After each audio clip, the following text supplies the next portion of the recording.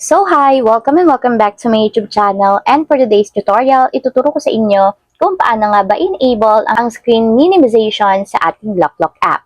But first, can you subscribe to my channel and don't forget to hit the subscribe button and the bell to notify you for my new updates. And if you want to learn more, keep on watching and let's start. So ayan guys, for today's video, i-open lang natin ang ating LockLock app or yung ating LockLock account. And ayan guys, pagka-open ng ating LockLock app, pumili lang kayo ng isang movies or series. So for example guys, is mag-open tayo ng isang movie. And ayan guys, habang magpe-play yung pinapanood nating movie, kung makikita nyo, meron dito sa taas na button na parang minimization. So itatap nyo lang siya guys. And ayan, ganito yung magiging itsura niya. So liliit siya.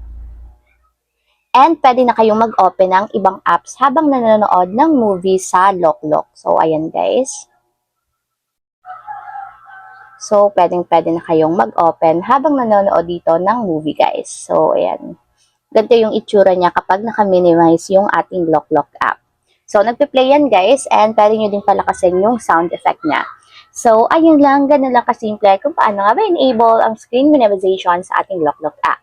If you have a question, can you comment down below, and don't forget to hit the subscribe button and the bell to notify you for my new updates. And thank you for watching! Living life every day